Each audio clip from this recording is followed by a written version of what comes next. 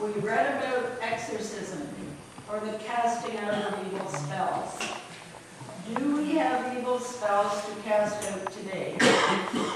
I think the answer may be yes.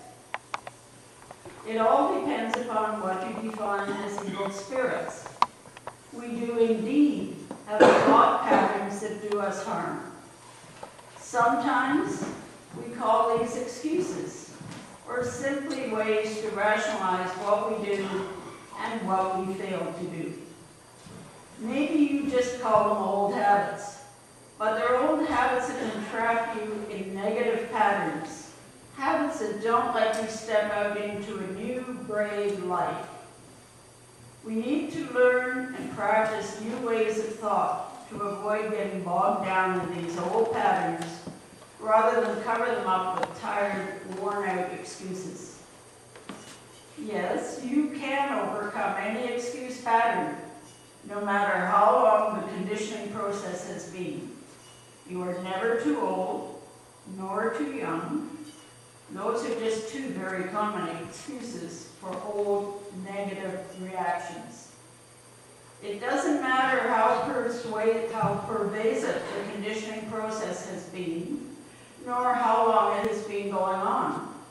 You can change your thinking, your approach, and your life. But you have to work at it. You have to focus on it to turn your thought patterns around. Entrenched habits die hard.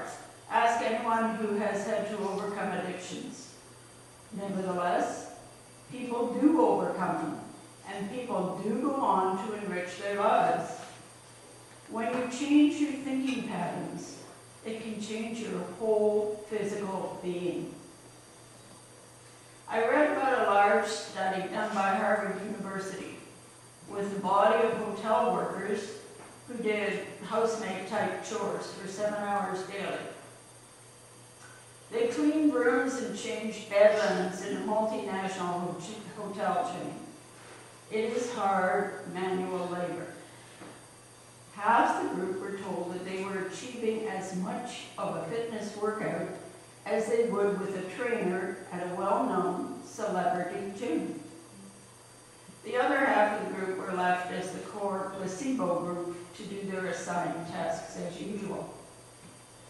The first group lost weight and actually changed their body measurements for the better.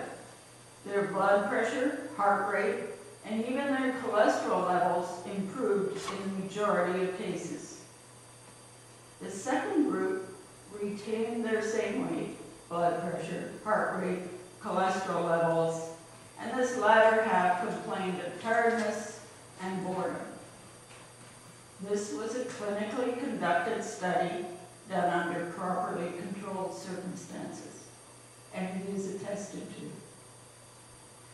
This is not the time to list the many tried and tired excuses we all fall back upon sooner or later.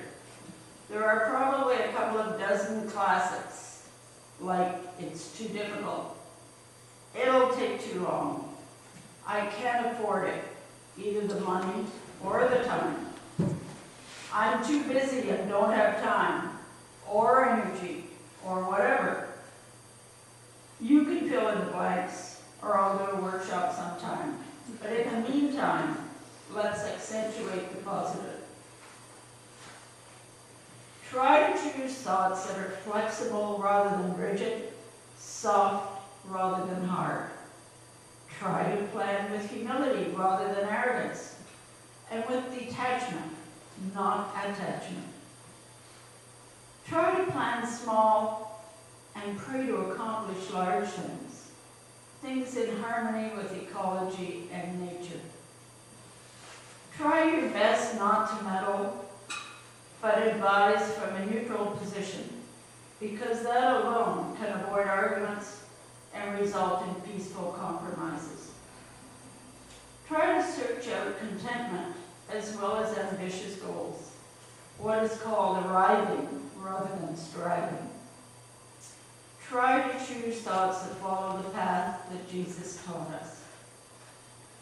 Nobody said it would be easy, least of all I, but neither was casting out the evil spirits. Examine your inner self, focus, and ask yourself where you want to go and what you want to do. Listen for the answer from deep inside the quiet place of your soul. What is in harmony with nature? What is important and meaningful to you? Set your sights on what truth really matters and is significant in your life. What would Jesus want you to do? What excuses can you discard? To conclude, there was a silly riddle a while ago which went something like this. Question: how many people does it take to change a light bulb? Answer: only one, but it really has to want to change. The point here being not to overestimate your ability and influence to change someone else's behavior, but on the other hand, do not underestimate your own ability to change your habits of a lifetime if you are truly determined with the grace of God. God bless you all.